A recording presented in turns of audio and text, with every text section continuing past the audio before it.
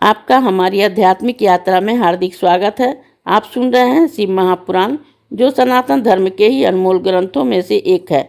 इस श्रृंखला में हम आपके लिए ही इस दिव्य ग्रंथ के प्रत्येक अध्याय का शाश्वत पाठ प्रस्तुत करेंगे। आइए इस ज्ञान और धर्म की ही यात्रा को आरंभ करें। भगवान महादेव की महिमा और उपदेश से ही सजी इस पावन कथा के साथ ही ओम नमः शिवाय। 16वां अध्याय शिव भक्ति में ही समझा संस्कार वर्णन। उपमन्यु बोले कि पुण्य दिन में ही सब दोष विवर्जित देश में देशिक संज्ञान संस्कार करें। पहले शिव शास्त्र में ही कही विधि को जैसे ही भूमि की परीक्षा कर विधान में ही मंडप की कल्पना करें। वेदी बनाकर उसके मध्य में ही कुंड बनावे। फिर रक्त होम आदि चूर्ण से ईश्वर का आवाहन करें। धनहीन सिंदूर शालीनिवाल के चूर्ण से आवाहन करें। फिर दो हाथ का चौड़ा श्वेत और लाल कमल बना उसके अष्टदल का ही सब विधि पूजन करें। इसकी सब विधियां आचार्य की आज्ञा से ही संपन्न करें। फिर द्रव्य सहित गुरु को दंडवत प्रणाम कर आशीर्वाद ग्रहण करें। गुरु शिष्य के ऊपर जल छिड़क कर पुष्प ताड़न कर ही उसका नेत्र बंधन खोले।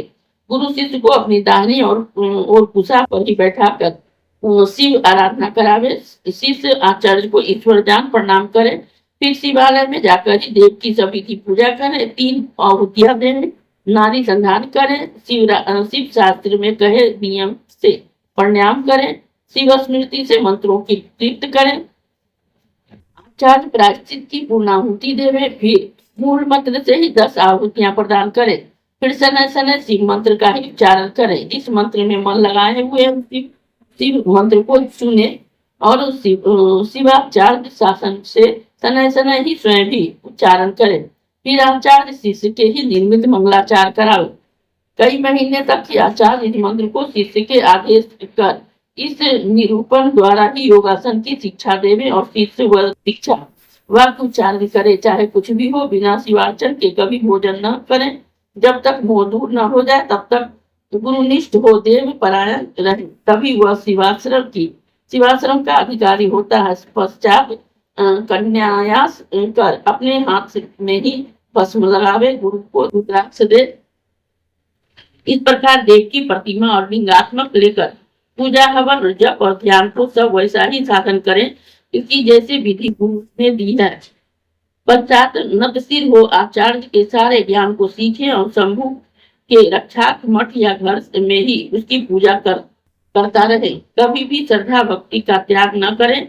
आचार्य की प्रतिमा से इस प्रकार शिव शास्त्र ग्रहण कर उसे पढ़े और सुने और सब कार्य गुरु या आचार्य की आज्ञा से ही करे, अन्य प्रकार से नहीं। इस समय नामक ही संस्कार को इस मनुष्य शिवलोक का ही भागी होता है।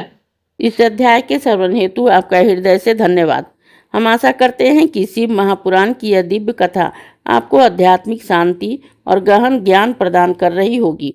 कृपया अगले अध्याय के लिए हमारे साथ जुड़े रहें और अपने सुझाव एवं भावनाएं कमेंट के माध्यम से अवश्य साझा करें। धर्म, भक्ति और ज्ञान की इस पावन यात्रा में आपका साथ हमारे लिए अत्यंत मूल्यवान है।